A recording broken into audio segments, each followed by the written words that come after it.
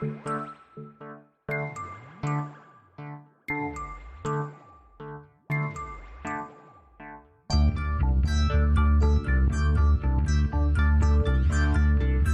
is Continuum Drag, a weekly podcast revisiting television sci-fi, fantasy, and everything in between.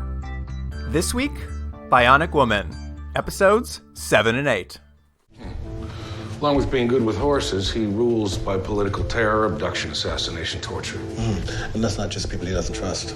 Their families, the village, his own people. I know. I spent some time there. We're gonna protect this guy? Listen, they can kill him all day long in Amara. But if it happens here, it's only going to empower the anti-American nationalists. Leaving a power vacuum in Amara. To be occupied by a fresh generation of jihadists. Taliban comes to Africa. Right. So we protect the bad guy. Yeah. Welcome to Continuum Drag, the podcast that's wishing you a very happy holidays. I'm Luke, here with my co-host Jordan. What's festive, Jordan? What's festive is we have... How many times have you been here, Courtney? I think this is my third time? No, Fourth? It's way more than that. No, it's four like the 15th most. time. Oh, that would be amazing if I had been able to do this 15 times. But I think 4 at the most, possibly 3. I can't remember the other third show, so... We're here with our returning guest, Courtney. Thanks for being here, Courtney. Thanks for having me, guys. Sorry we're not all in a room together. I know it's sad. We're all remote controlled this time. But that's my question too. What was the last show you were on for? What shows have you done? I was trying to remember that myself. Harsh Realm. Harsh Realm, thank you. I did Harsh Realm, and I did... Oh my god. Harsh Realm was definitely the first one. I think the other one was No, I have no recollection. I didn't look into it either, so don't beat yourself up. I mean, I constantly say it's Continuum Drag, which is the name of the podcast, not the name of the show. So, there was a show, and they were like in a camp, and they had to eat people. It was like a Soylent Green moment. Am I making that up? Is that from a dream? That might be from a dream. I don't remember that. That was what I remember from it. There was a dog in the episode. I don't know. This is ringing no bells for me. But you guys have done a lot of episodes since then, so it's probably all... You can't keep all that in your head, otherwise you go crazy. Well, this week we've got you coming on to watch Bionic Woman. What do you know about Bionic Woman?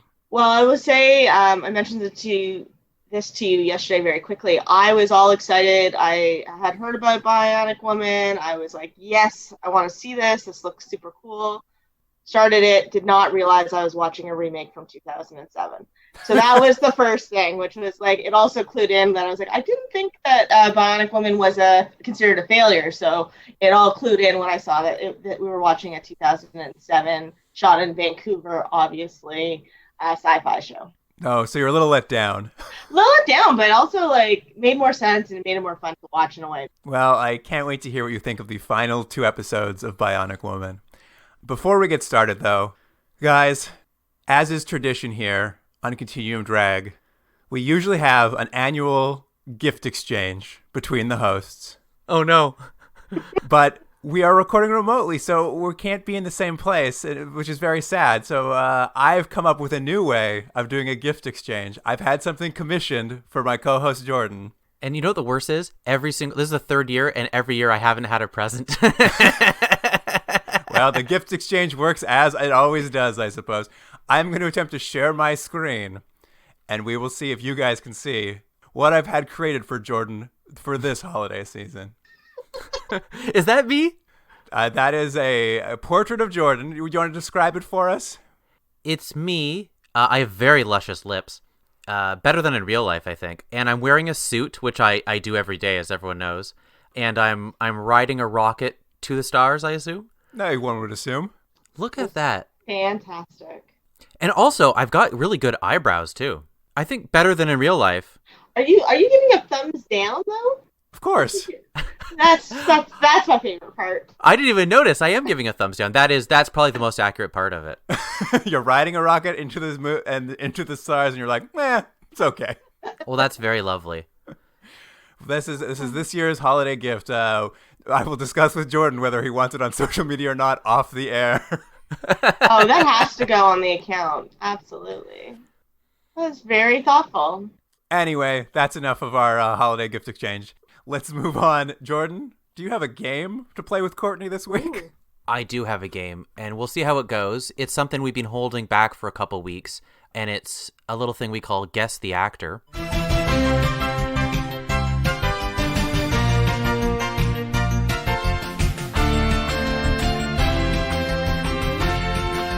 I'm going to give you the major actors or the whatever billing in this show, and I'm going to give you a random role from their career, and you can see if you can match the actor with the role. So just a role, not even a TV show. So even if I knew them a little bit. Oh, yeah, great. A random role. Okay. So the people we're going to have in the show are Michelle Ryan, who is the lead of the show, who plays Jamie Summers. Mm-hmm. We have Isaiah Washington, who plays Antonio Pope.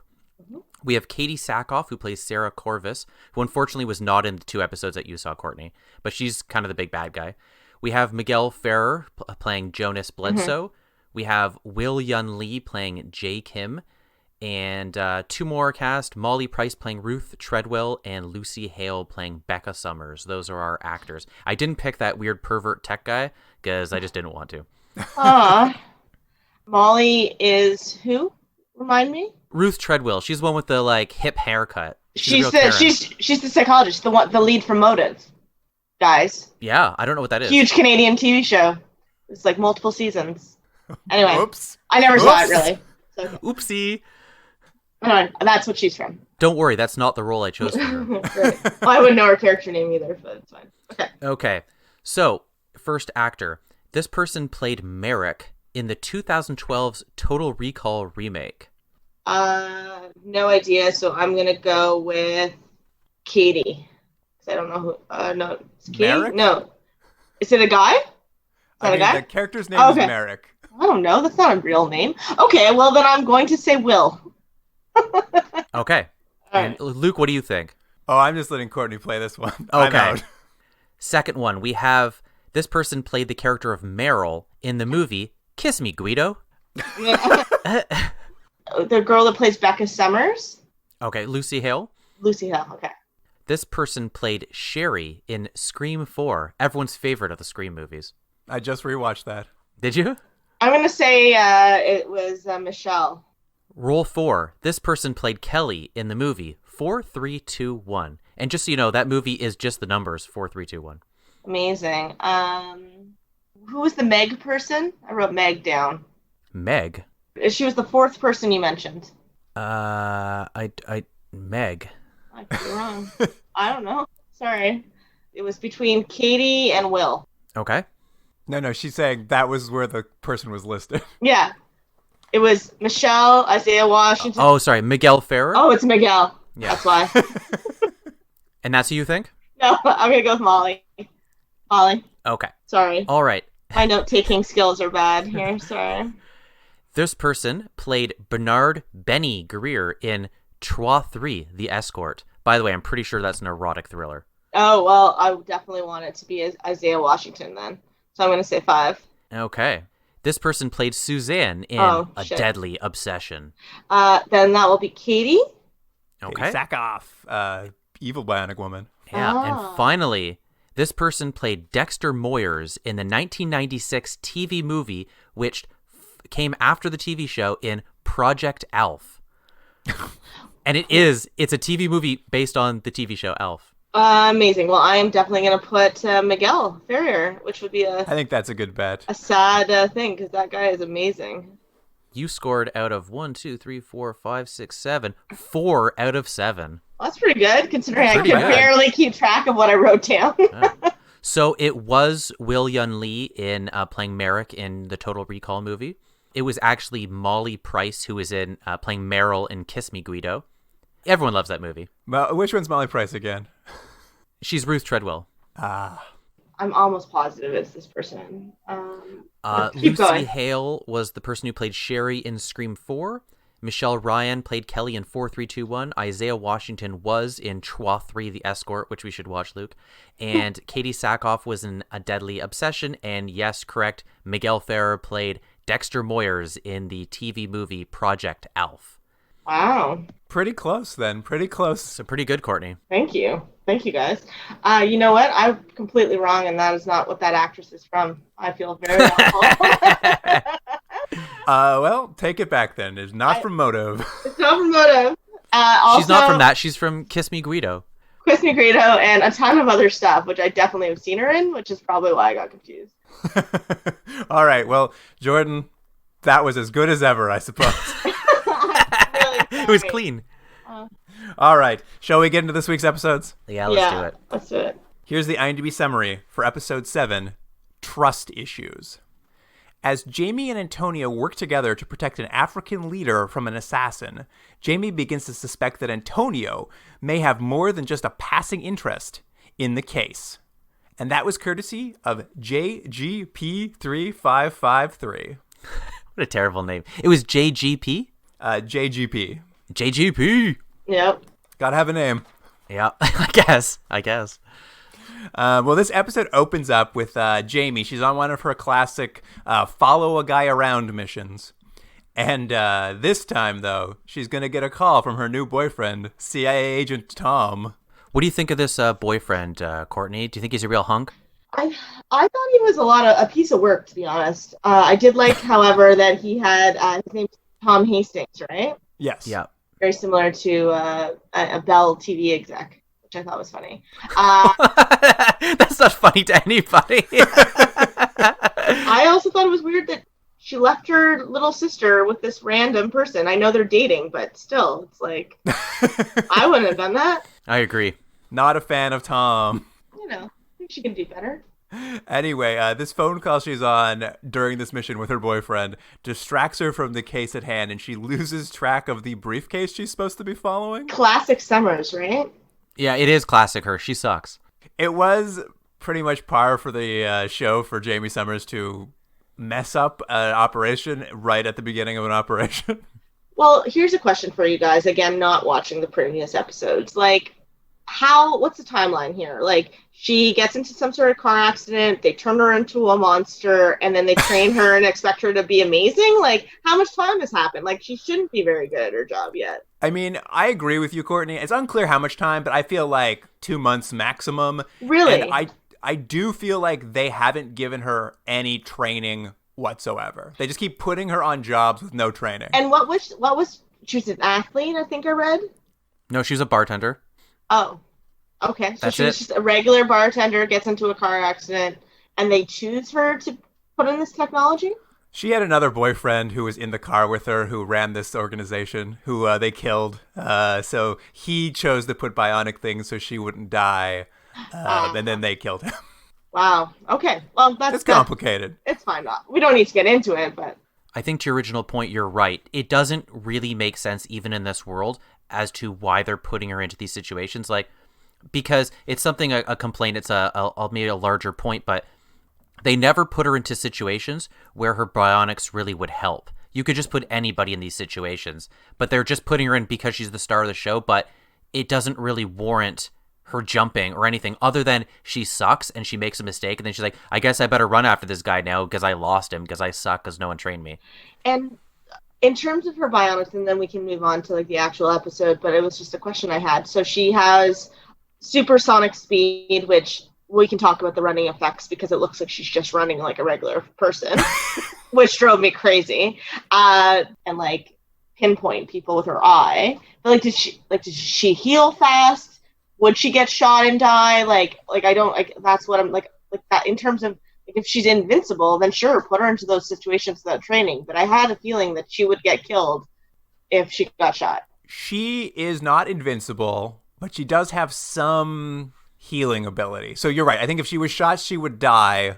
But she can jump off a building and not get hurt from the impact. Yeah, because her legs are robot legs. She got robot legs, she's got one robot arm, and she's got a robot ear and a robot eye. That's it. Right, the hearing. That's right. I wanted to see more bionic stuff. It felt like a soap opera with a few little bits of light sci-fi. I will say, and I've noticed this, we'll get back to the plot in a few minutes here, I'm sure, but in the very first episode, the pilot episode, they had all of these special effect shots where they like the camera pushed inside of her legs and you saw her muscles tightening and like bionic legs moving and like all kinds of things where they like really showed the interior of her body working with bionics that I don't know if they couldn't afford it past the pilot. Occasionally they'll show the inside of her ear still, but otherwise they've completely stopped doing that like bionic effect of what's happening inside of her body. Yeah, they just decided that we get it. She's bionic. I'm going to make a point, though, that it actually looks worse when she walks normally than when she just runs. There's something about the way this actress walks, and every time, whereas watching with Lauren, we're laughing because we always start singing like Saturday Night Fever because that's what it looks like. She's walking down like she's John Travolta. It's funny every time. I would say, too, like, the one superpower that was not mentioned probably is that there's a scene in this episode, I'm pretty sure, and she's running in these heels, like these boots with like heels, and I'm just like, that's the superpower. Like that, no one can run that fast in those things. I don't think we've ever mentioned this, Jordan. She is never not in heels on any mission. She's in heels in every mission. It's like they're really overcompensating the sexy in this, and it's like not working. I only really noticed I think it's this episode where she runs upstairs, and I noticed that the actress had to struggle running upstairs with heels on. I'm like, oh guys, just give her a pair of sneakers. Yeah, like or just flat boots. You know what I mean? Like there's a lot of options. But it felt that was one of the things that made it felt very like 2007. You're right on the money. Yeah. Well, we'll go back to the episode for now. We can come back to more questions as we go. You've picked out amazingly all of the problems with this show in the first 2 seconds of it. But yeah, she loses the briefcase. She uses her bionic eye. She spots it, and then she just chases down a car, jumps on the hood of the car, causing a massive car accident. And then she doesn't take the man into custody. She just takes the briefcase away, and they're like, mission accomplished, I guess. You've made a huge scene. Well, they comment on it. They were like, you probably should have not been on the phone, and you would have just been able to do it a little bit more undercover. But they also didn't seem to care too much. It's fine. But this briefcase contains the plot of this week's episode. Inside are some fancy U.S. military sniper bullets that can shoot up to 2.5 miles. That's 1.5 miles further than normal. No, the thing was, they kept showing the bullets, though. The bullets don't really matter, do they? Isn't it more the actual propulsion of the mechanism of the gun? I thought the same thing, but they kept going back to the point. It's like it's the bullets. They have uranium in them, and I'm just like, I don't understand because the bad guys don't have a special gun. They just have the special bullet. That's what I mean. And Luke, wasn't this a plot from Almost Human? Wasn't this the same thing?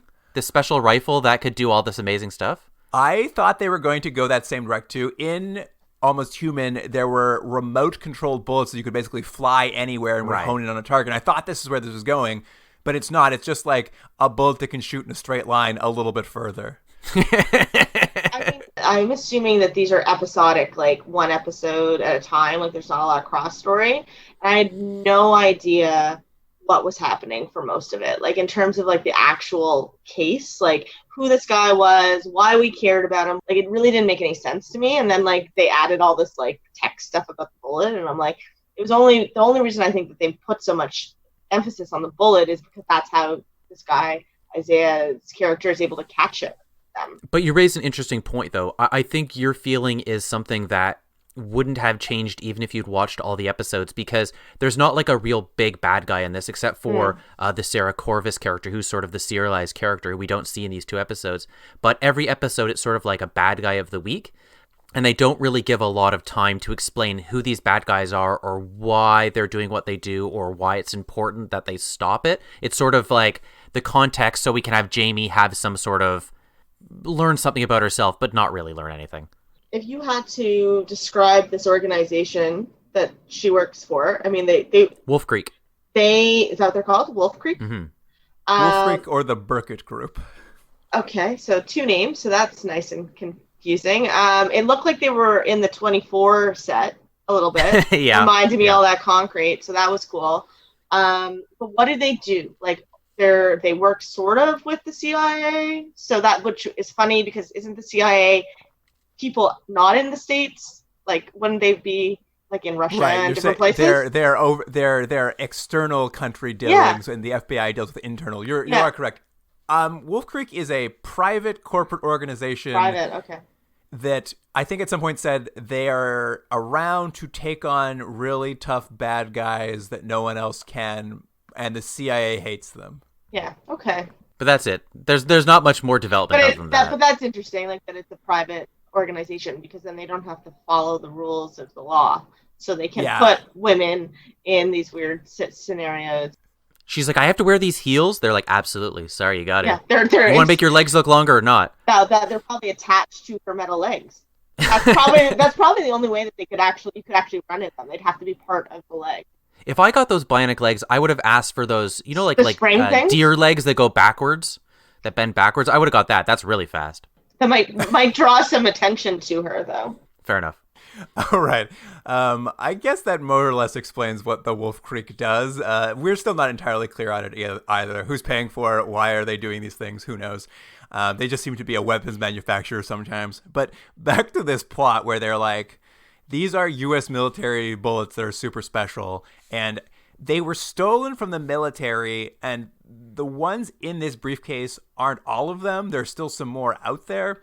And this was the most confusing part, because they throw this all out there in like 30 seconds, and I couldn't follow the logic of it. But what they say is the bullets went missing in a fictional African country called Amara, and they don't have them all back. And because the bullets have now reappeared in America, that means that someone is trying to assassinate the president of Amara, but he must be coming to America, or why would they have shipped the bullets here?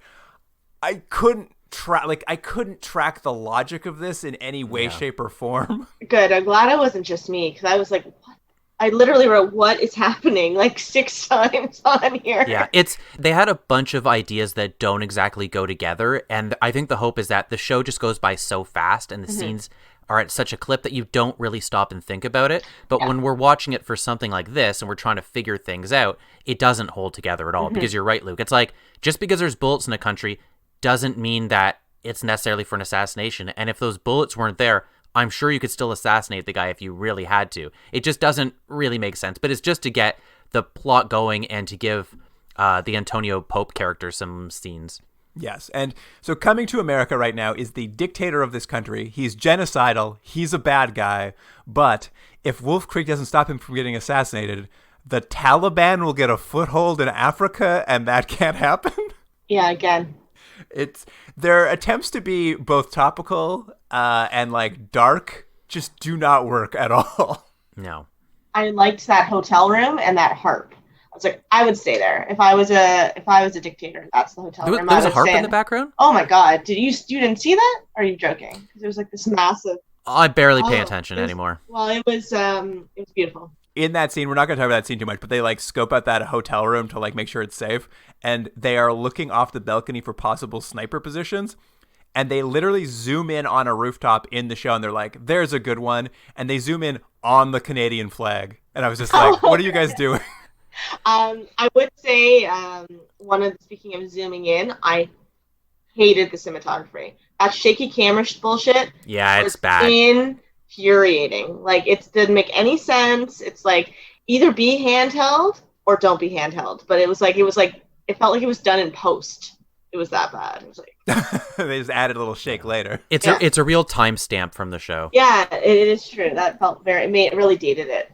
So they are tasked with protecting this dictator, but there's a little twist on that, because Jamie's handler, Antonio Pope, he's not a big fan of that dictator because he did a mission in Amara for some reason at some point and saw the genocide, and now he's like, I don't like this guy. Yeah. Understandably. But this is mostly there to provide sort of like a weird question around his loyalty, I suppose. But the funny thing about this, and Courtney, you probably wouldn't know this because you haven't seen the previous episodes, but the supporting cast in this don't get a lot of screen time. It's all Jamie all the time, because she's always has her mission plot line, and then she usually has her plot line with her sister, which every episode is her sister going, how come you're not telling me things? She's like, I can't. That happens every episode.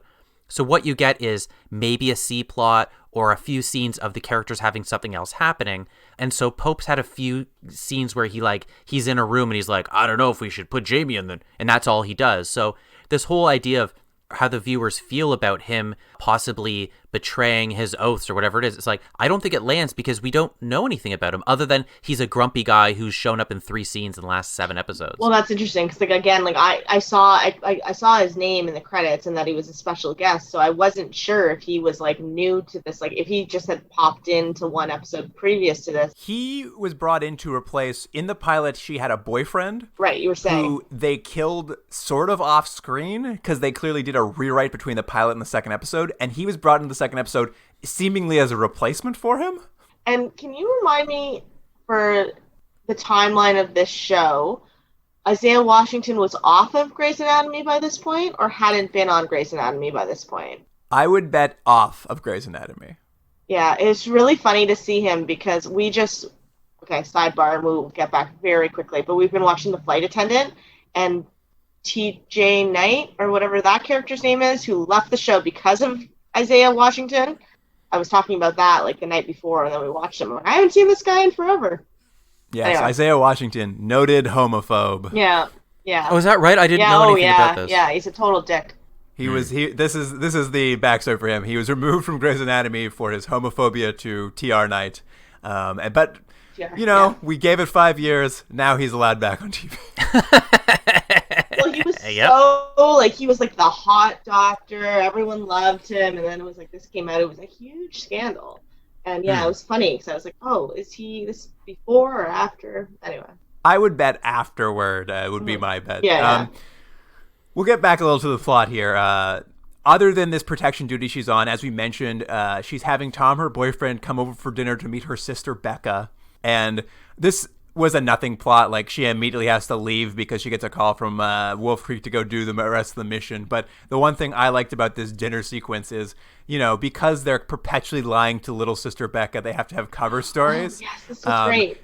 And his cover story is, he is an executive at a calculator factory who met Jamie when he was buying a timeshare from her. That made me laugh out loud because that was a big question that I had. I was like, do they know who knows what? You can't think of a better cover story like about a calculator factory exec? Like, again, that's a running problem with this show, is that people go into these covert missions without having apparently ever read a brief, so they have to come up with things on the spot, and what they come up with is, like, if I was a spy, I'd be like, I'm a peanut butter salesman. They're like, that's not a thing. I'd be like, oh, whoops, I'm a spy. It is funny because, like, we've established they haven't trained Jamie, but Tom is a trained CIA agent, and even in this scene, when she's just like, the little sister asks him, like, where did you buy a timeshare? They both say different answers. I'm like, what the fuck is happening?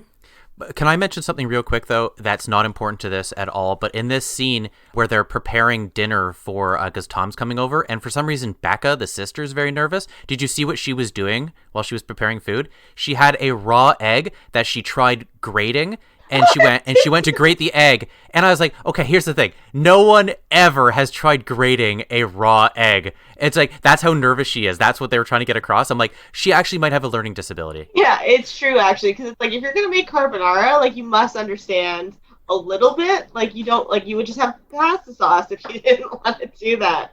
But yeah, I did see that, and I just thought I didn't register it properly, but I'm glad you saw that, because that was funny. Yep.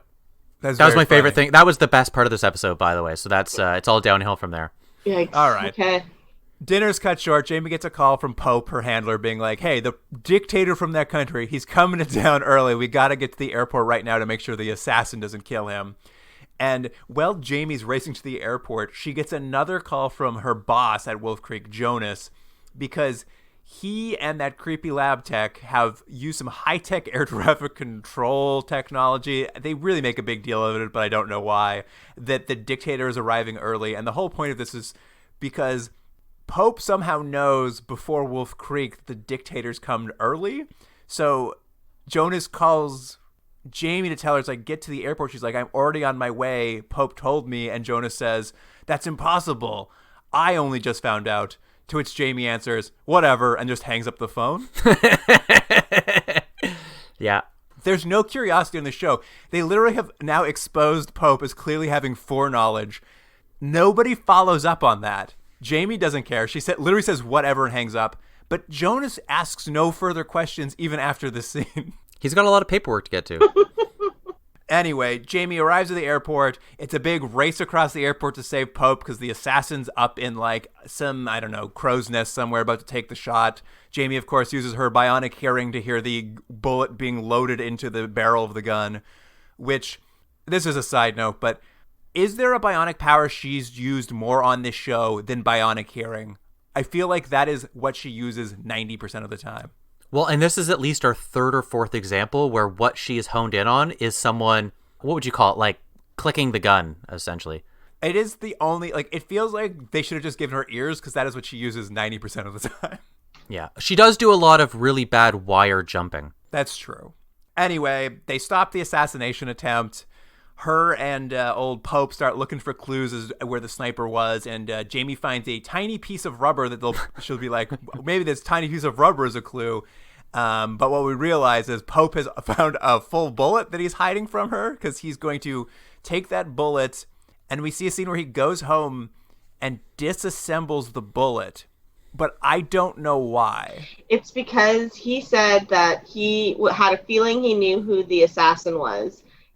And people that are assassins will often fill their own bullet, and there's like a signature that he knew was his ex. Oh, that's what he was doing.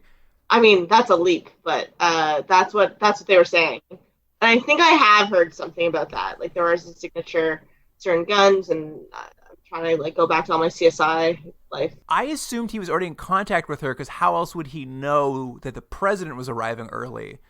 But you're right. So he's taking apart the bullet to try to figure out if it was her who was the assassin, who they reveal at the end is his like ex-girlfriend or something.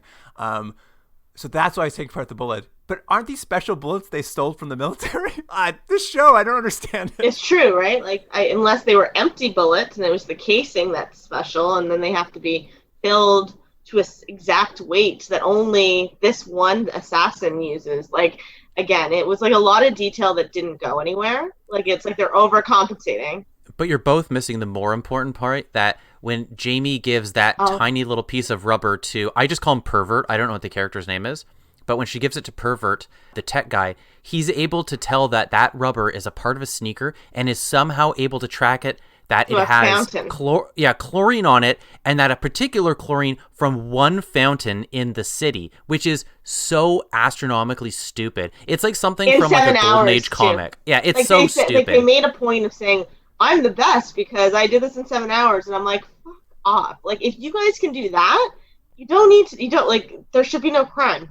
But they should have just said, there's rubber and we found DNA and there's a person we have on our list and they have their DNA. That's how we tracked it. Not that we found chlorine and it's only could be chlorine from this one fountain. It's the stupidest thing. It keeps getting insane too, because once he figures this out from this rubber, somehow tracks down the exact apartment building in the city, he calls Jamie up in the middle of the night to tell her. He's like, I've tracked down where this rubber's from.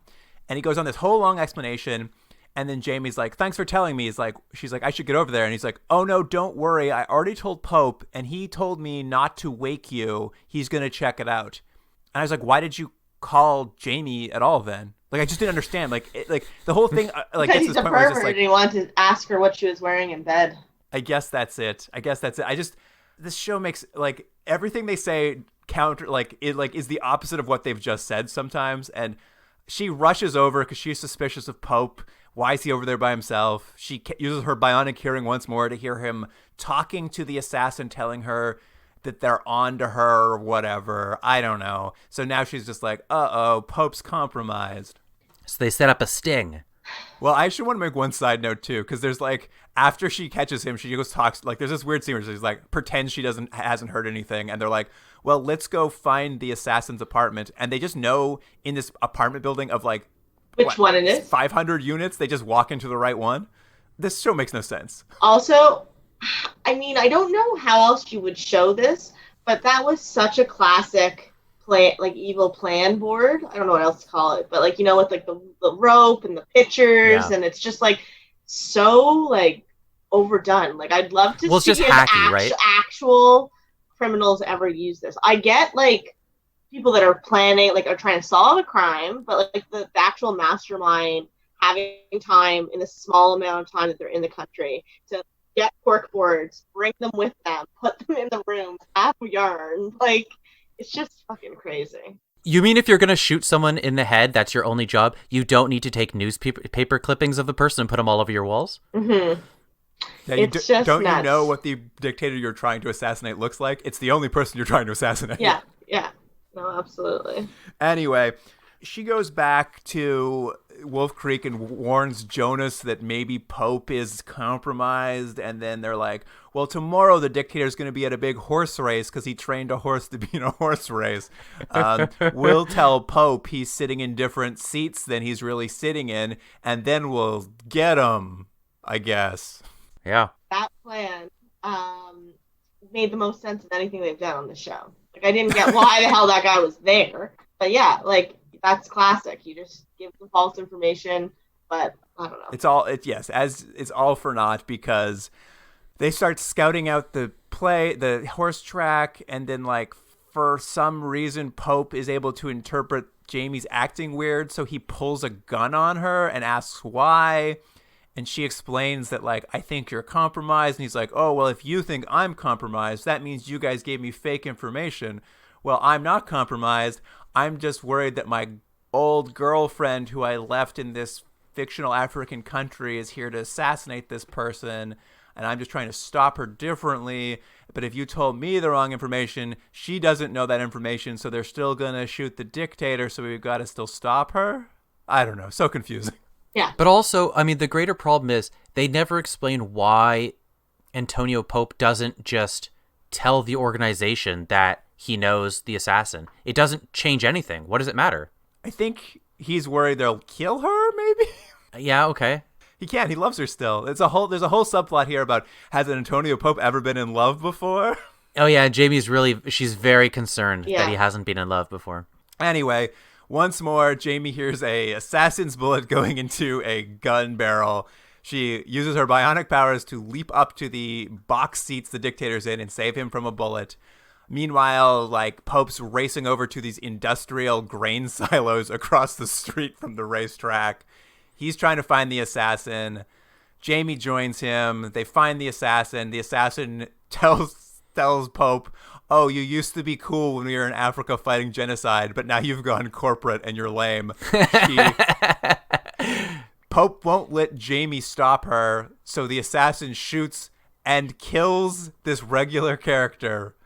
Antonio Pope is now dead. Yeah. It's very funny because he's so desperate to stop her from dying. She doesn't blink and murders him in a second. Well, here's a question. She was trying to hit Jamie, though, right? And he jumped in front? Was she? Oh, maybe that's what happened.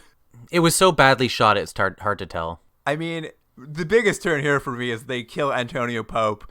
And I was just like, what's happening? Like, it's not even like they've set him up to be like such a like an important character that we're going to care he died. But I'm just like, why even, like, there's so many characters on this show, and they spend so little time with any of them. It was just so weird to like kill a main character. Well, they probably worked with him for the 4 episodes that he was previously on and went, this guy's a fucking asshole, let's get rid of him. I mean, it could very well be because you both make a good point.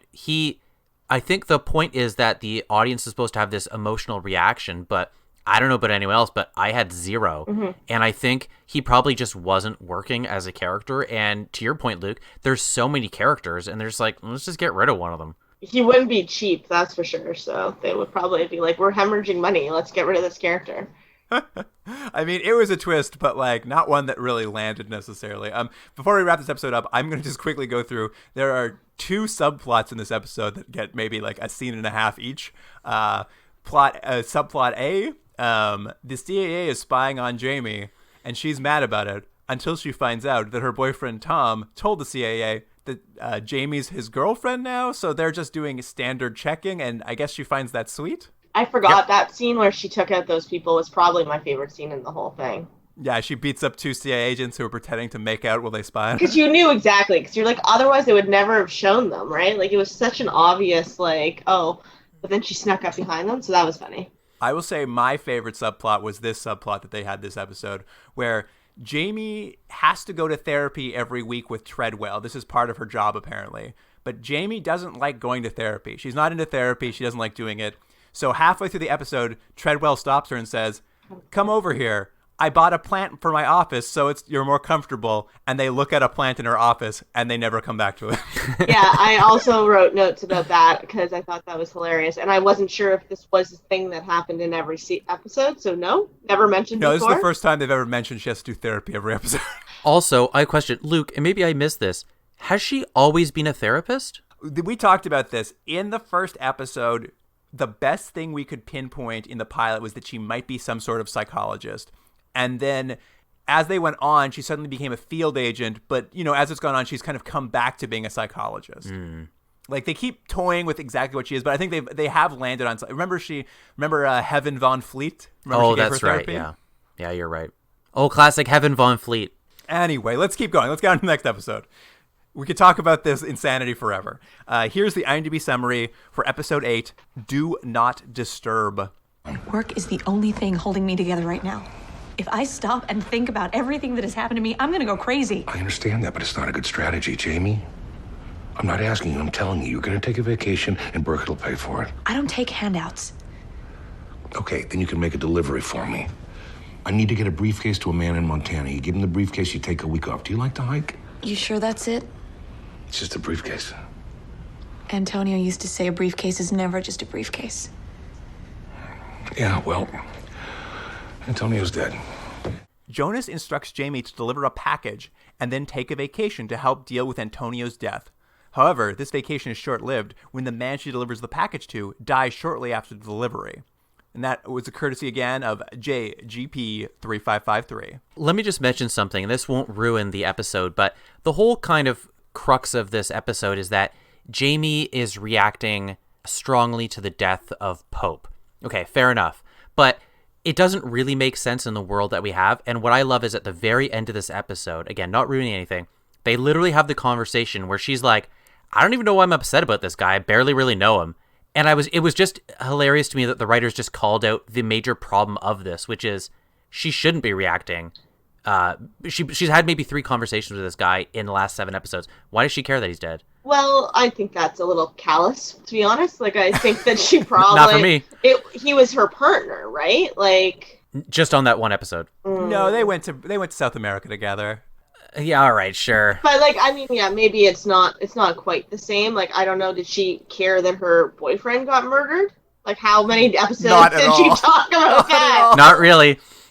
It is the thing. It's like, basically that's the idea here is Jamie's maybe got a death wish this episode. She certainly seems upset this episode due to the death of Antonio. That's what they're trying to do is like set up like she's realizing the stakes of being in this job. Except they've already killed her boyfriend, so like they've done this idea before and she's had no reaction to it. So having her have a reaction so strongly to Pope, who's only tangentially someone she knows for a brief time, it to Jordan's point, I think what you're saying is it just doesn't land at all. No, you don't care. But the episode starts off with the whole Wolf Creek team having an impromptu wake for Antonio Pope at a bar, where I think 2 people have things to say about him. One, the creepy text just like, he was nice to me sometimes. That's his big takeaway. Mm-hmm. And old Treadwell says, she will miss him because she had sex with him one time and he was very good at sex. That's amazing. Amazing. He was amazing at sex. Yeah. No. That made me laugh. Which made me just think she's not very good at it. Why? Just because she's like, I had sex with him one time and he was good at it. I'm like, oh, okay. What a weird thing to say. It's really developed her character, I think. Yeah, they have a lot of stuff that is just like very sexist in the show. It's really gross. Yeah, I mean, for a show that's trying very hard to be a feminist show, it's very bad at it. Yeah. Just mentioning that, the next scene, she's chasing a guy again, some guy with like a motorbike, following a person mission. And at the end, she beats the guy up, and I was like, was she not supposed to beat him up? It wasn't clear. Yeah. And then pervert guy's like, she's totally PMSing. I wrote that down too. It's like fucking so annoying. I was like, Are you kidding me? Like, yeah, it was so bad. I mean, and the whole scene is just to show that like maybe she's like she's supposed to follow him, but she just does exactly what she did the last episode is just like jump in front of his motorcycle that he's driving, and then he starts getting shot at, blah blah blah. The big takeaway for me from this scene is she's following around this man who they call, quote, honky with dreads. Oh my god. I did not catch that. But yes, it is to show that she has some sort of death wish now. We cut now to her apartment. She's getting home from work. And as she walks in the door, her sister Becca is watching music videos on the TV. Do you guys know what band was music video that was for? Oh, I did. I wrote, what was it? It was, Your favorite.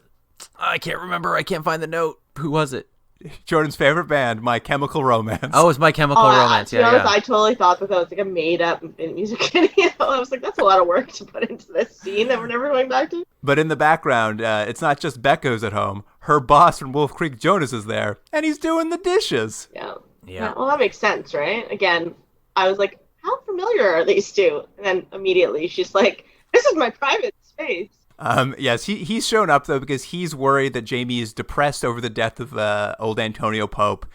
And he's there to offer her a vacation. He'll send her on a nice vacation. But she doesn't want any handouts.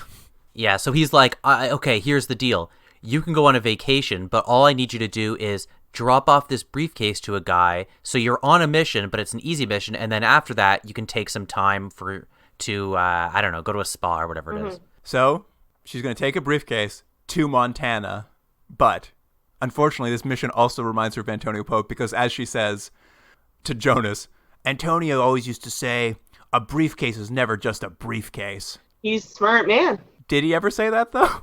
Also, what does that mean? Is that supposed to be some sort of like a cigars, never a cigar sort of thing? I don't get it. It didn't make any sense. I don't know, whatever. It just basically gets Jamie and Becca off to Montana to have a little, like, vacation at a 4-star restaurant. It continues that perpetual runner of the show that you already mentioned, Jordan. Becca is suspicious that Jamie is lying to her. Jamie is always lying to her.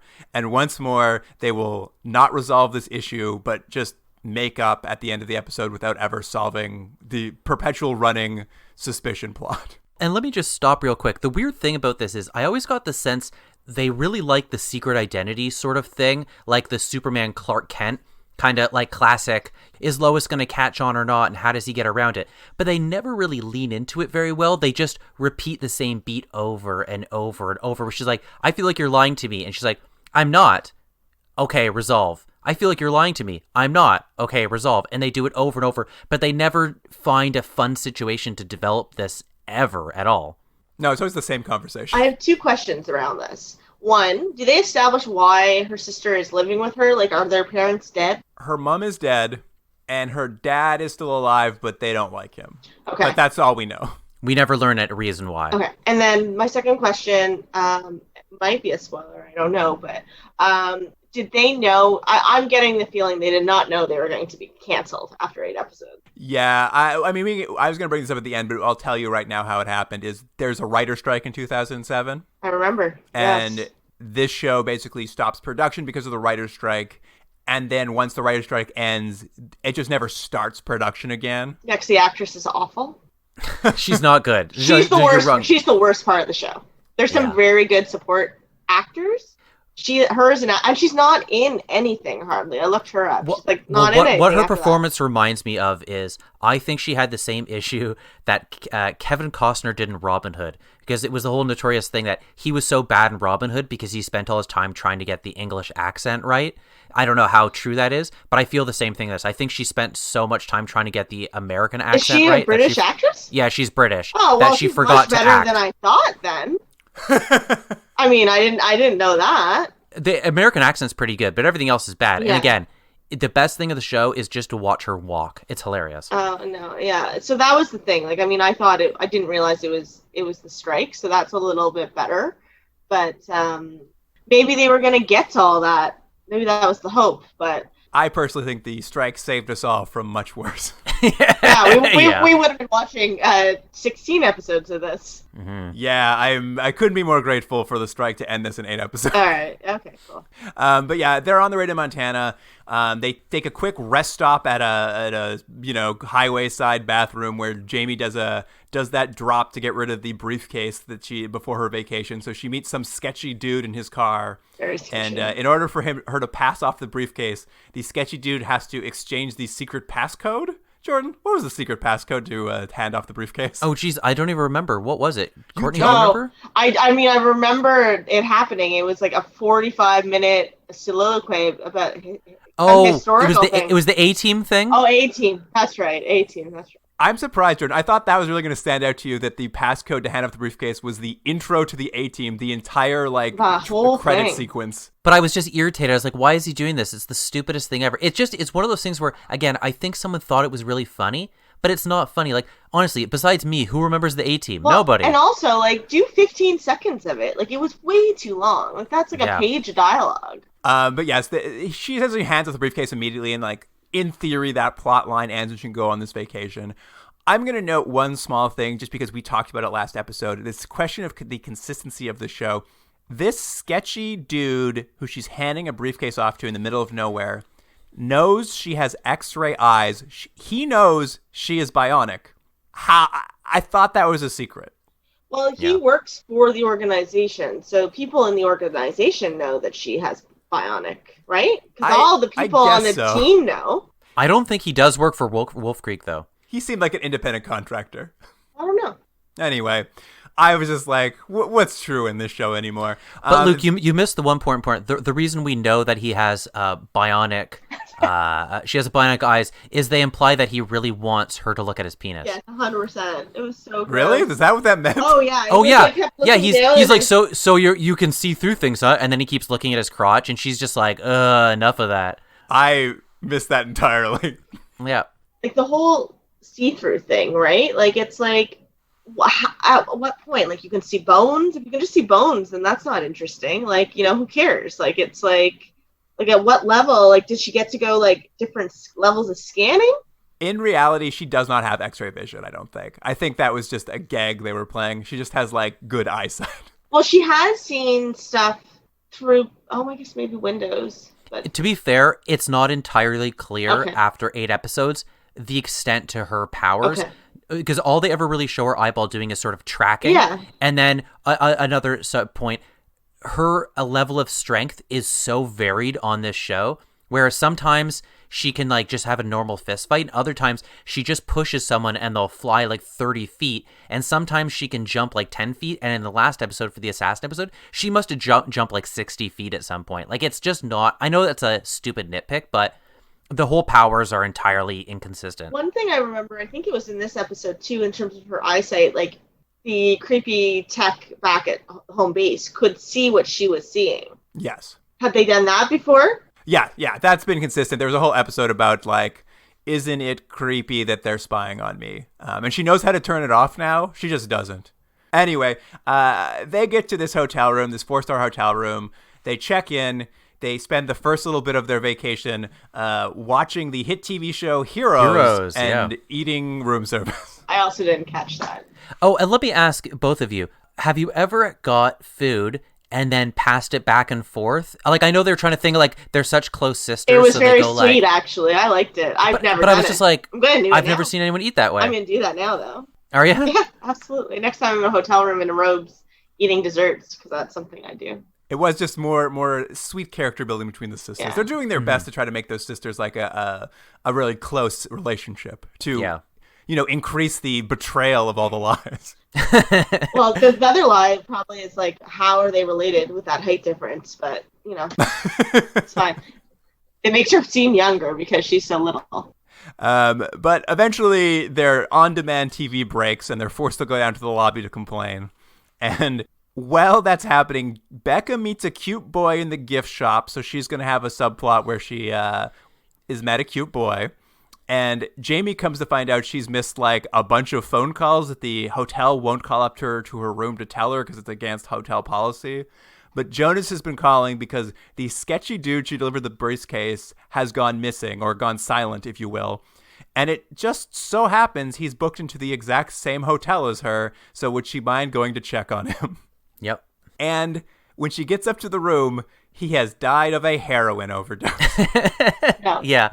So she calls, she's like, what do I do? And he's like, you don't have to take care of it. She's like, I want to take care of it. He's like, don't take care of it. She's like, I want to take care of it. They do that for about 45 minutes. And then she decides to put him into a bathtub with ice. But there's one weird shot that I thought was going to become important later on. Did you both notice that they did a long extended shot of the guy's shoe? No. No. There's a shot, like, after she's putting him away, there's this shot of, like, the shoe kind of under the bed, and I thought, like, oh no, she didn't clean him up well. That's going to be a thing. But it's not. No. It was just a shot of a shoe for some reason. Did you guys notice the roof of that hotel room had like stars? Yeah, it was a great hotel room. That nice. heroin junkie picked a great hotel Yeah, room. it was good. I like that. The location choices have been all right for the show. Yes, Jonas tells her he'll send some cleaners to take care of the body, but she needs to take that briefcase back to her room and hide it. And of course, Jamie's very curious as to what this sketchy heroin addict was up to, so she breaks the locks off the briefcase and has a peek inside. And what's inside is this sketchy guy was a hitman tasked by Wolf Creek to kill an American nuclear engineer who is trying to sell nuclear secrets to North Korea. Well, this was easier to follow, this storyline. This made sense. More straightforward. So now that Jamie knows what Wolf Creek was up to, she heads back down to breakfast where Becca's having a nice breakfast with that cute boy she met in the gift shop. And the cute boy's dad stops by to have breakfast with them. And it's the nuclear engineer who is going to get killed. Which can you believe these things all happened? I thought that the son was maybe in on it because he seemed real sketchy when he was meeting her, but I just realized he was just being nervous. Yeah, they set up that son as being like potentially a bad guy, Yeah, didn't they? yeah, they did. So they have breakfast together. The son's like, hey, we're all going on a gondola ride. You and your sister should come. So they take a gondola ride with these people.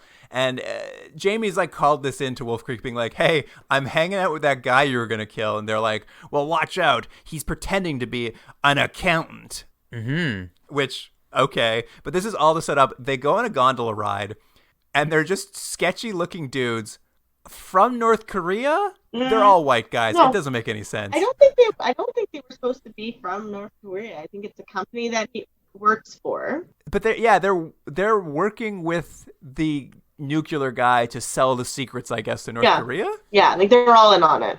They're all on the gondola and they're all giving the nuclear scientist dirty looks. And Jamie's just like, hey, why are these men staring at you this entire gondola trip?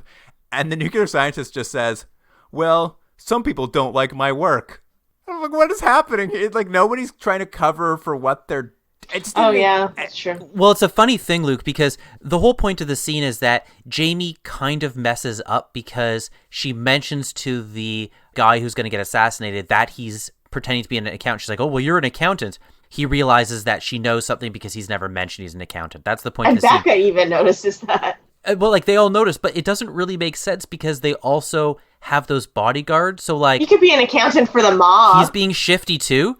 Like, it's all weird. It just doesn't really make sense. But the whole point is that now he knows that she knows, I guess. Yeah, it's just so that they can have Jamie blow her cover again for some reason. Yeah. And which basically puts her on her next path because she calls Jonas and says, oh, I've been made. And he's like, all right, well, now you have to kill him.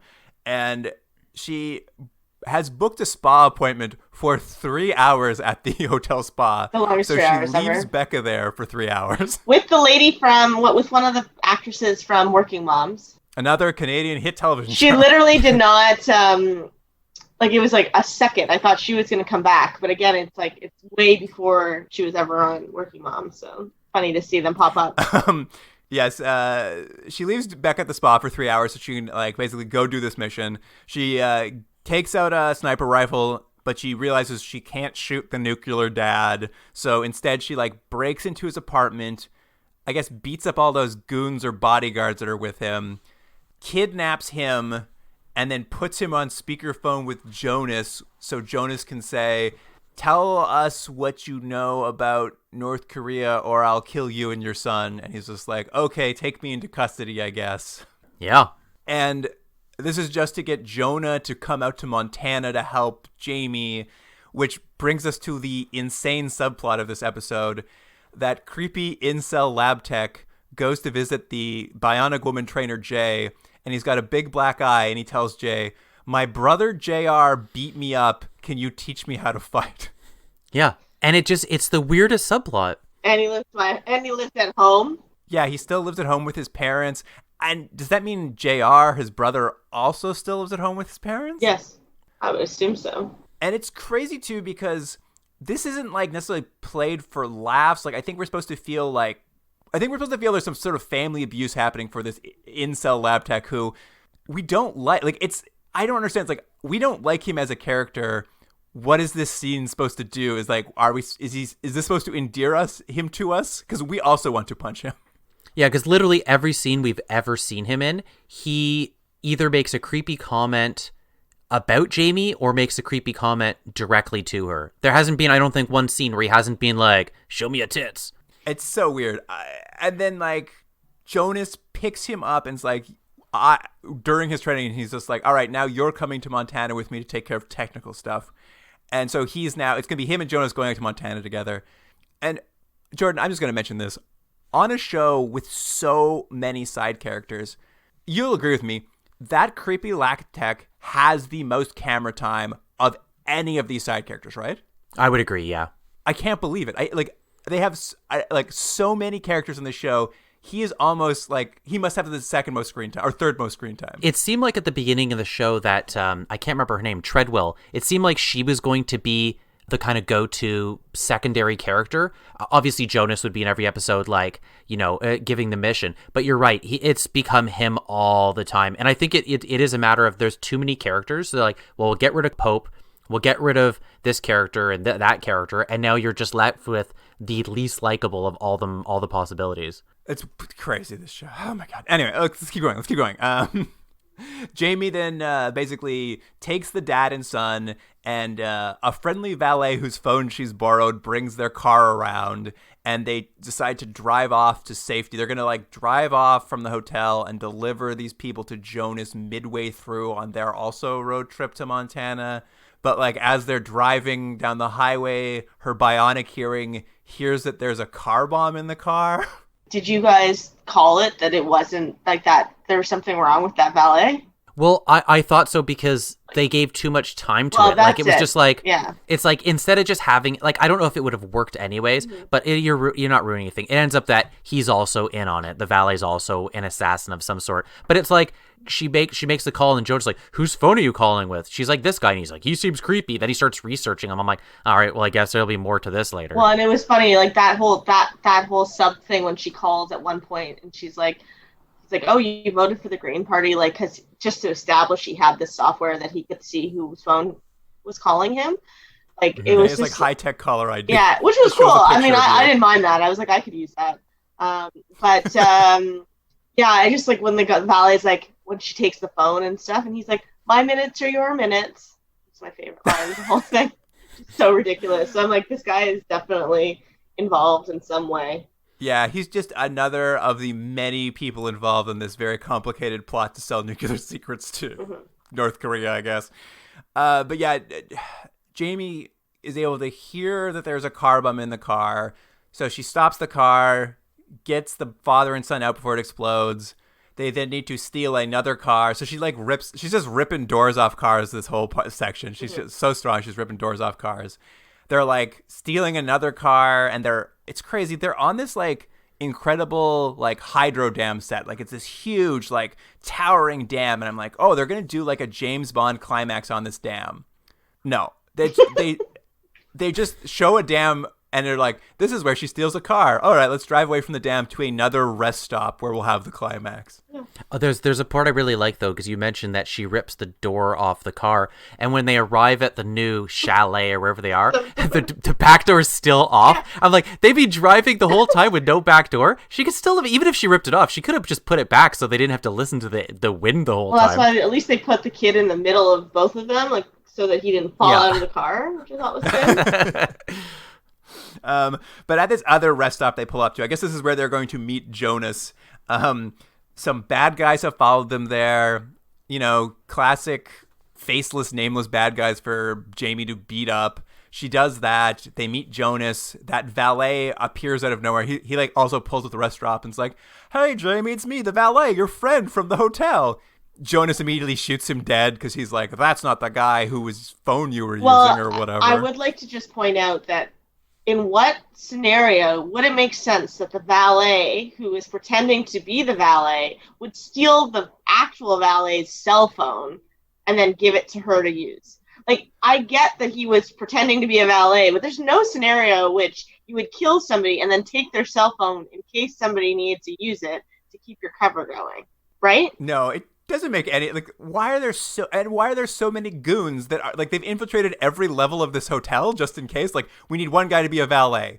One guy's a janitor over there. No, the reason Someone's a massage artist. I get why they had the valet guy there, because he's the guy that put the bomb in the car. And he had access to the car. Oh, right. You are right, Courtney. That makes sense. But the whole cell phone business is just an extra layer of garbage. You know what I mean? Like, I mean, I guess it gives the boss guy a little bit more, like, he's able to make the decision to shoot that guy faster because he saw a different person who was pretending to be the valet. But again, you did have a sentence there that I think really sums up this show, though, in their subplots. You just said an extra layer of garbage. Like, yeah, that's about right. Anyway, yeah, basically, mission over. They've successfully delivered a nuclear scientist in the sun to Jonas. Jonas drives Jamie back to the hotel so she can continue her vacation, and they have a conversation once more about how Jamie hates lying to her sister. And this is my favorite part. Jonas turns to her and says, well, you can tell her. Like, I never said you couldn't tell your sister, but, you know, teenagers talk, so they're got a lot of loose lips, so maybe don't tell her, I guess. Which, I mean, is fair. But it's just so weird, too. It's just like, I don't care. Tell anyone you want. I don't care. Also, I still don't know, after 8 episodes, I get the whole thing about I'm like a spy now and she doesn't want her to know that she's a spy. But why she can't know that she has bionic powers? What does it matter? Well, and Jonas basically says, I don't care who you tell. So she could tell her boyfriend. Like, all these people who are in the dark, Jonas just said, like, I don't care who you tell. I'm like, well, then why are we keeping secrets? Well, she probably is like, I'm a freak and I don't want people to think I'm a freak. She's a superhuman. It's great. I don't know. Whatever. Back to the hotel. They skip over the rest of the vacation, and we cut to a scene where Jamie and Becca drive home together. No, wait. Before, sorry, I have to stop you because you're missing over one of my second favorite parts of the scene when she's like outside waiting for her sister after like what seems like longer than 3 hours. Picking her up at the spa. And now her sister's like, oh, you should ask for I hope you didn't tip your girl. You look as bad as you did before. Real brutal sister honesty there. Yes, a big joke where Jamie was supposed to also be at the spa, but her sister's like, you look like shit still. Classic Bionic Woman. Classic teenagers. Yeah. But anyway, yeah, like the whole show wraps up going back to the classic thread the show does of like Jamie wants to tell her sister, but isn't sure she should. She kind of got the go ahead from Jonas, but Jonas was like, you know, your sister might tell someone. And we're left in this scene where like on the drive home, is she going to come clean with her sister? And the answer is no. She just tells her sister, a guy at work died and I feel sad. And her sister's like, well, that's too bad. Let's have a hug later. And the show, like the entire series basically wraps up with this one, will she, won't she tell her sister she's a Bionic Woman thread stretched for 8 episodes that none of us are excited about. And they were going to keep it going forever, I guess. Yeah. Oh yeah, that's like the classic last episode of this season. She might have had to tell her when her sister also got into a car accident and she wants to save her, and then they're both Bionic Women. Oh, you think that's where this was headed? They're going to both be Bionic Women? I fucking hope so. What's the point otherwise? I mean, why not? Make everyone bionic. All bionics all the time. Well, why aren't more people bionic? If this is like working for them. There's a subplot where actually it's killing Jamie terribly. Okay. They stopped that subplot 4 episodes ago. Hasn't come up in ages. Right. Okay. So that's the rub. She can live for now with these skills, but eventually it will kill her. But Jamie also doesn't seem that upset about that anymore either. So whatever. We're moving on. Well, I mean, she would have been dead. So I mean, it's all. But the series is done. They've driven off into the sunset. It's all over. It felt very funny that was like the last shot of the series. That's why I was asking if they knew, because while it didn't wrap up anything and it didn't feel like an ending, it kind of works, isn't it? I mean, it's the best ending the show is ever going to get. Yeah. Yeah, you guys, I mean, is there, maybe more for Jordan, but Courtney, you might have some too. Any final notes you want to get to before we wrap this thing up? Well, I would just say there's something of these last 2 episodes are symptomatic of the entire series, which is when it's at its worst, and not that there's too many highlights, but it always really just feels like a collection of big moments, and they're kind of jumping from highlight to highlight without really ever bothering to build any context or depth to give any of these scenes any meaning. So you just end up with scene after scene. At the end of the episode, you're like, well, that was an episode of television, but I didn't learn anything about the characters. I didn't learn anything about this world. I don't feel anything. I don't care. And it just it just is a big nothing. Yeah, it should be more exciting than it is. Like, it has moments of, like the stunts and stuff are a little dated and all of that, but like for a show when you have superpowers, basically, you want it to be more exciting, and ultimately it doesn't matter it's just, it's a classic superhero movies when they're just fighting each other or doing like all this action stuff. If you don't care who's behind the mask, then you don't give a shit, right? Like, it's just it doesn't have any depth to it. I mean, it moves quickly. Like, it wasn't an awful time watching these 2 episodes, to be honest. But yeah, like I'll watch them, and you'll ask me that when I come on for my 5th time on the show, and I'll be like, "What show did I watch?" Like, I have no idea. Very good point. This will erase from your memory immediately. And there's one other thing, Luke, that I think we mentioned when we watched a show way back when, the show Gemini Man. And the point of that show was that he had invisibility and he could control it with a watch that he wore on his wrist.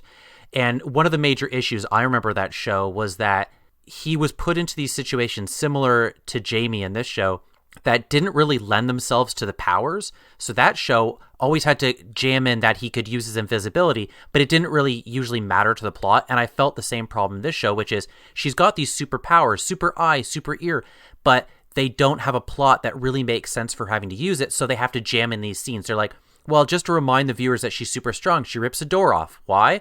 No reason. She has to hear a gun. Why? No reason. And instead of going, there's a reason why they would send her on a mission. We need to send her specifically because she can jump or because she can hear. And it doesn't really matter. So it just is like, well, you can just send anyone. What does it matter if it's... Why would you send Jamie? She's actually the worst trained of everyone you have. She'd be great at surveillance, but that's not very exciting to watch a person on a stakeout, basically, for 8 episodes of television. No, she's got to jump around with high heels. Yeah, exactly. She did a stakeout literally every episode we watched. Even these 2. The beginning of both of these episodes were her following people around. Yeah, but not because she's good at them, and it's not like anyone else couldn't have done that. She didn't specifically use her powers. She only used her powers when she screwed up. No, and I just meant that it's just like insane that every episode was the boring idea of her following someone around. Yeah. Yeah. All right.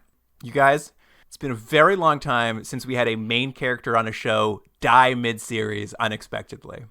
Jordan, do you know what that means? We haven't done this in a million years. Oh no! We have to. It's that Tech War funeral. It's Sid Gomez's 4-word eulogy. Courtney, you may not know this. I remember this. This is when I was still an every week listener back then when you guys did this. Not anymore. Oh, sorry, but, I don't commute anymore, so I have less time. So what we're gonna do here is Antonio Pope died. We're going to eulogize him in 4 words as best we can. Obviously, I'm springing this on the 2 of you, so I'm happy to go first if that's what you prefer. Go for it. I have not prepared anything, so this is going to be very difficult. Boyfriend replacement, no backstory. Okay, I got one. Actor's terrible. Who cares? Oh, I don't know if I can do this. Can I pass? It's not funny. Yes, I'm sorry. of course you can pass. I just don't know the character well enough. I'm like, I think Jordan summed it up pretty well there. You saw the one with the most backstory for him. You know the most about this character. I guess, maybe. Let me think. No, that's too many letters. I don't know. No. That's totally fine. I had something that, maybe I'll write it into the website. That's totally fine, yeah. Write it into the website, please. I'm not what you would call a wordsmith. You guys know me well enough to know that. All right, we've dragged this on long enough. Let's do some ratings. Courtney, what would you give the first episode, Trust Issues, out of 10? 6. Oh, my God. Jordan, what do you think of that? I think it's very generous. Yeah, I would give it a 3 to 10. Although I do think these 2 episodes are some of the, sadly, more coherent episodes than some of them we've seen. But I'm going to give this a 3 to 10 because I hate this show. Yeah, I mean, I think I'm just going to go with a 2. I think this show has worn me down to a nub. 2 seems generous to me, but I'm going to go that way because it's competent. I feel like I am definitely rating it higher, but if I had watched episodes 1 to 6 of this show, I bet you I would have a lower thing, but I was just like, it was watchable. Like, I didn't want to turn it off, but it was more out of shock than anything. So hey, it's good. I was curious what someone coming in fresh would think. On that note, the final episode, Courtney, Do Not Disturb. I would give that a 5 if I'm keeping it within the range. I'm going to go back to 2. I don't know. I don't know what to give this show anymore. It's a 2. I'm also going to give it a 2, mostly because we finish on Dave Matthews Band. Oh my God, thank you. I also thought that was hilarious. I was like, I wrote that down too. Shall I punch into the Continuum Drag computer and see what the final score for Bionic Woman is? This is going to be one of our lowest scores ever. Oh, really? Yeah. Oh, wow. And you watched all 8 episodes. We have to. You got to watch all the Bionics.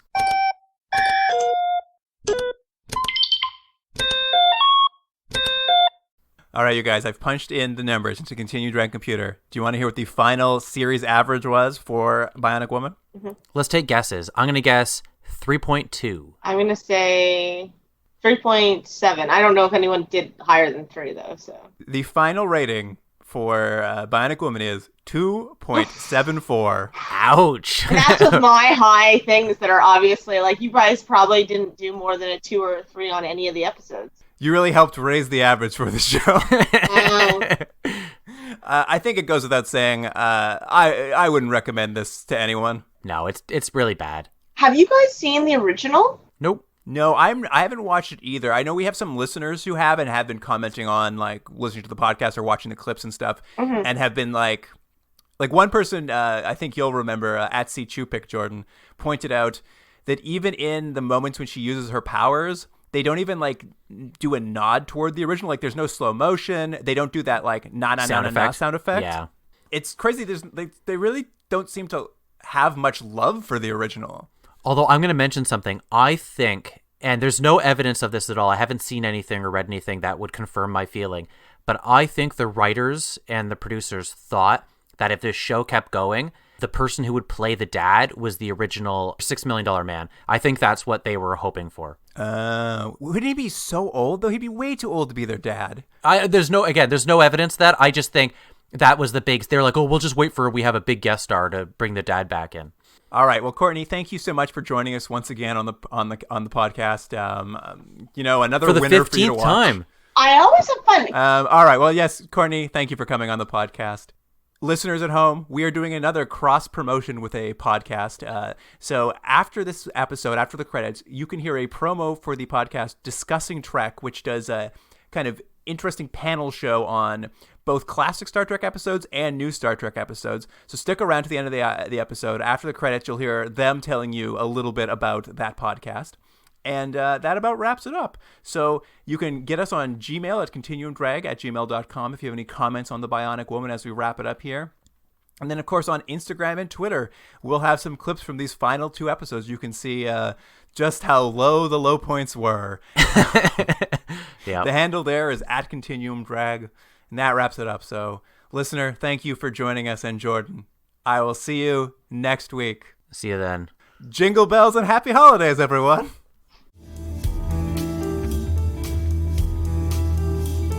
Continuum Drag is recorded in Toronto, Ontario. Theme music by James Rex Seidler. Produced by Jordan Dullock and Luke Black. Special thanks to Aaron Hughes.